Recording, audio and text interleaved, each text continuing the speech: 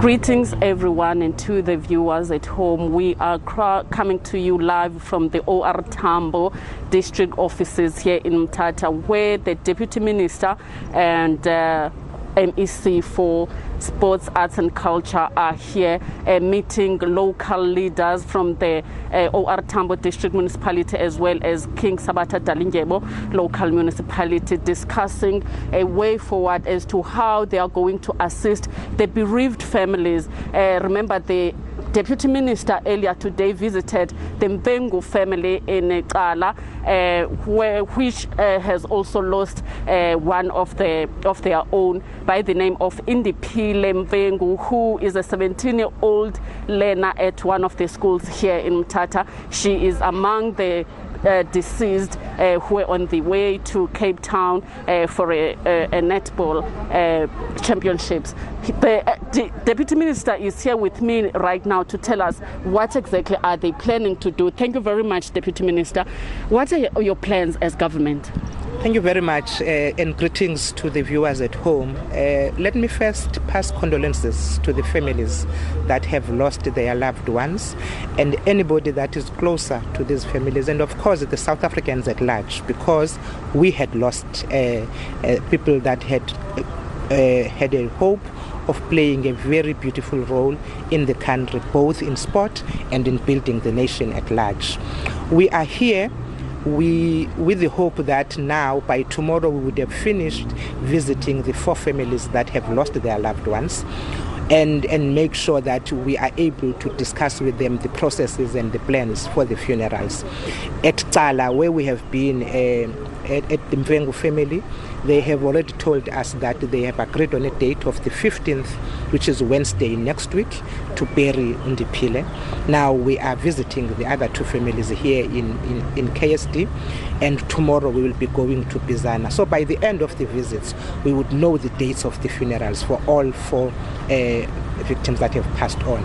But I do want to say that the Executive Council of the Eastern Cape, led by the Premier Mamuyane, had met this morning, and they had agreed that there is a need, that there is a provincial memorial service. We are looking possible on a Monday or a Tuesday to have that memorial service, which then would give an opportunity even to the sports lovers and sports leaders who would not be able to be part of the funerals themselves, to be able to mourn the loved ones. We hope, therefore, that the country would give us this time to be able to allow these discussions with the families on what is it then the way forward in dealing with the funerals.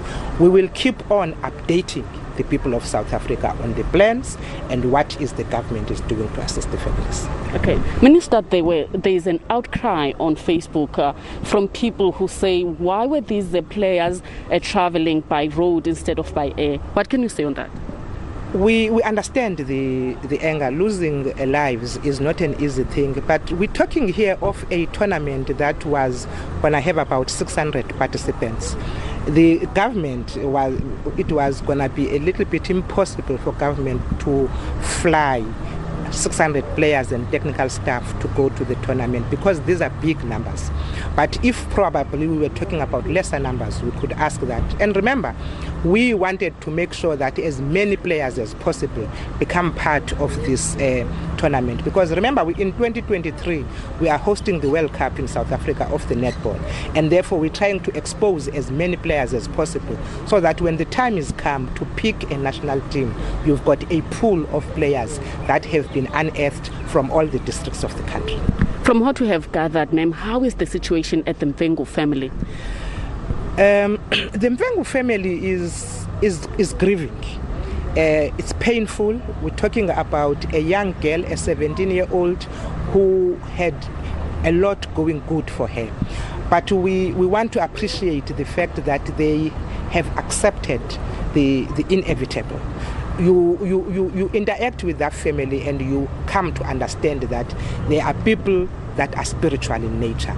There are people that understand God. There are people that know that when death is something that you can't run away from. And therefore, how they had interacted with us and appreciated how the government has been updating them and briefing them throughout the process. They even said to us, we just want to give you strength. They were giving us strength as government, and we are there to give them strength. We really appreciate that strength from that family. Thank you very much, Deputy Minister of Sports, Arts and Culture, Ms. Nocawe Mafu, updating us as to what has been happening throughout this day after they met the Mfengu family in Cala. Remember, it was said earlier that these players are coming from the OR Tambo district. Well, it's not the case because Cala is in the Krisani district, and the Maxikixa family in Bizana is in the OR Tambo district, in the Alfredo district. Only two of the netball players and the official are from the OR Tambo, which is the assistant coach, and one of the netball players who comes from the Charles family in Zimbabwe Valley. We will keep you updated as to what happens after the deputy minister has finished the visits at the two families in Kokolweni and Zimbabwe. Back to you in studio.